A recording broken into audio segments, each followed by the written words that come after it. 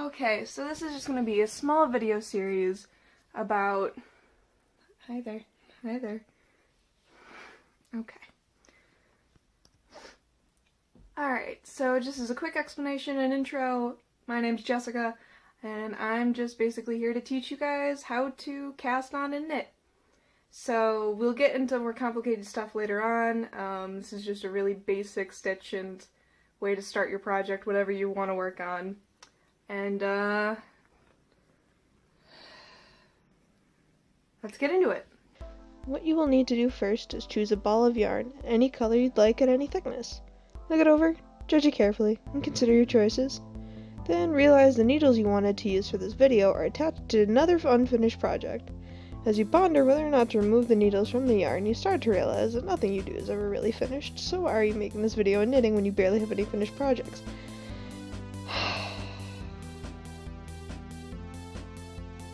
Grab your materials and sit down to work.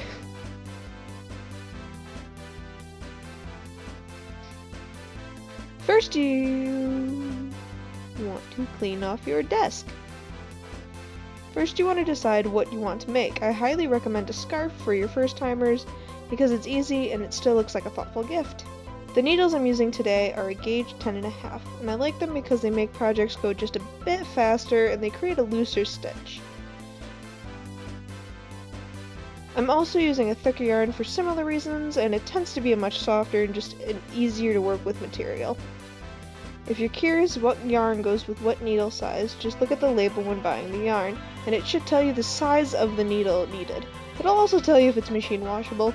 Now, these labels are just a guideline, and you don't need to follow exactly what they say. You can do what you want with whatever needles or whatever yarn you want. The first step to any knitting project is to cast on. What this is doing is creating the base of your scarf, and it tells you how many stitches wide the project will be. For this thicker yarn, it's supposed to go with about 15 to 20 stitches, and if you're using a thinner yarn, or maybe even thicker than this one, you may want to increase or decrease depending on your preference. For the cast on, we want to find the halfway point between the end of the skein, or ball of yarn, and the loose cut end. This is so we don't have to guess on how long the tail of our project is going to be and end up with too long of a tail or too short of a tail. It just makes the process 10 times easier. An easy way to gauge it is to wrap the yarn around the needle to get the general idea. I'm going to be doing about 20 stitches for this project, and again, you can decrease or increase that amount however you feel.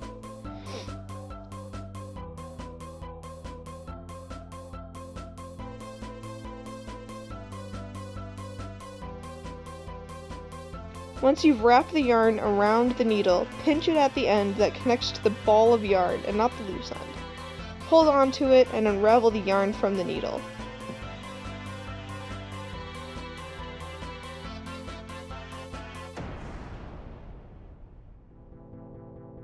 Once you've got that, we're going to now make a slip knot. Using the pinched part of the yarn, you want to make a small loop. Then take the piece that is lying behind the other and wrap it around so you can pull it through the loop to create a whole new one.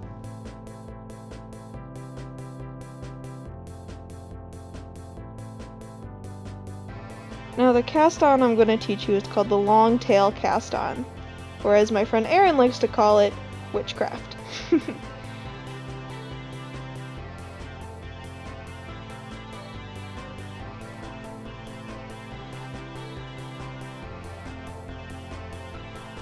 What you want to do is start off with the cut or loose end facing you and the end connected to the ball going away from you.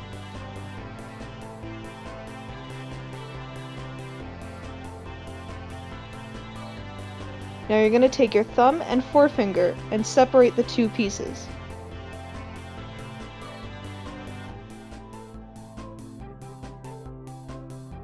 Using the remaining 3 fingers, you want to grab the ends and put them together so that you form a diamond shape with the yarn.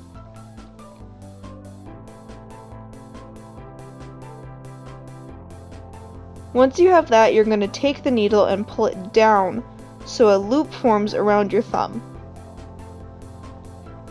You then want to sneak the needle under the outer side of your thumb to go through the loop. We are then going to use the needle to grab the piece of yarn closest to your thumb and pull it through the loop on your thumb. Once you pull it through, let the yarn on your thumb drop off and pull it tight. Now you have officially added another stitch to your work. This type of cast on takes a few tries to get the hang of, but once you've got it down, it's easy to create the muscle memory, so that way it's not difficult when you start your next project. I'm going to go through it 2 more times here just to give you a general idea. You're going to separate, grab with the 3, pull down, go through the thumb loop, grab the string and pull it through, and then release your thumb to make it tight. One more time. Through your thumb loop, grab the string, pull it through, and release. Now I'm going to let you go ahead and put on as many stitches as you want. Feel free to go back and watch the last few minutes again, just to really get it down.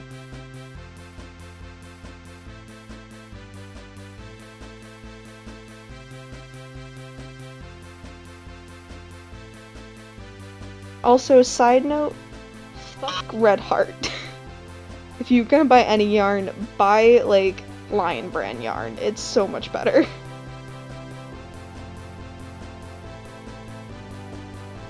Okay, so now that you have all your stitches casted onto the needle, it should look something like this. Something I like to do is tie that little bit of tail that's left there down, just so that way it's just a more solid hold, and you will be cutting it off later. So for now, I just like to tie it down for a more solid base.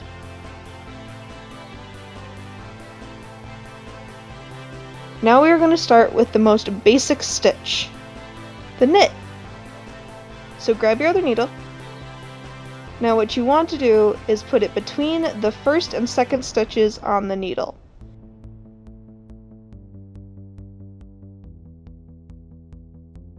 Then we want to slip it through the first loop so that the empty needle is in the back. Like so.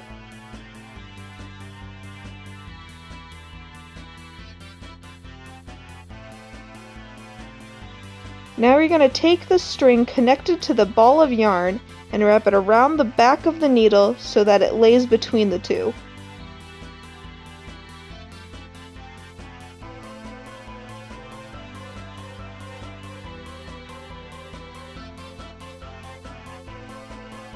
There's a bit of similarity here to when we cast it on, where you're going to use the empty needle to drag the wrapped string through the first loop and bringing the empty needle to the front. See how it's got its own loop there now? We can now carefully pull the original loop off the needle.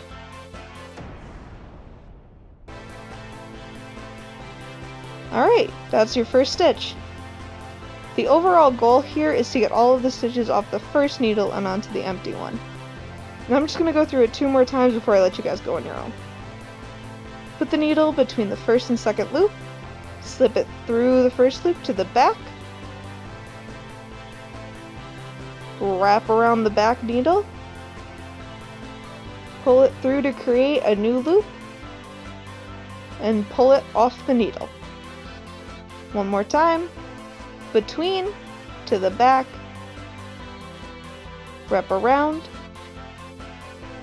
pull through to the front, and pull off. Now, like earlier, go back and rewatch that if you need to get it down a few more times, and once you have it, keep going until all the stitches on the first needle are onto the empty needle.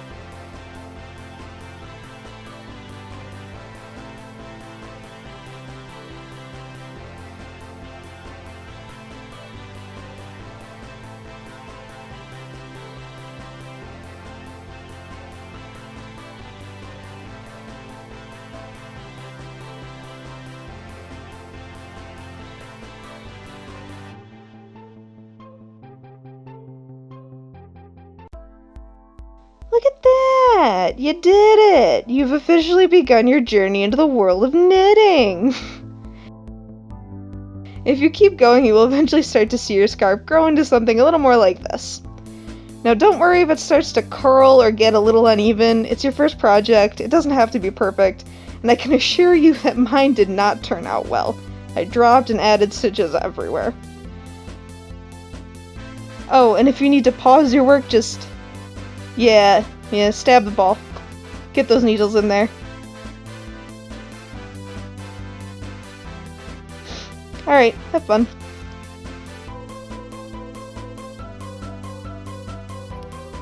And that's how you start a knitting project.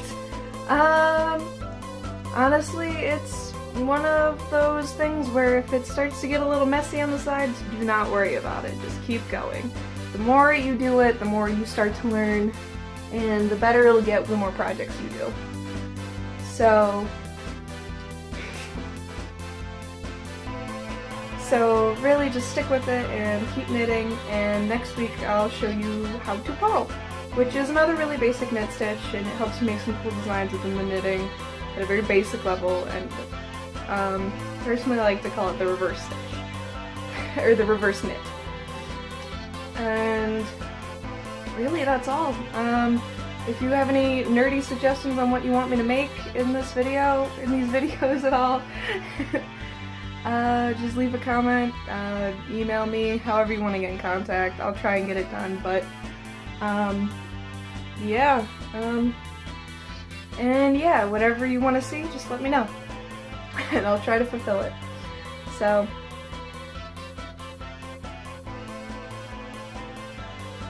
ma'am, you're being so rude.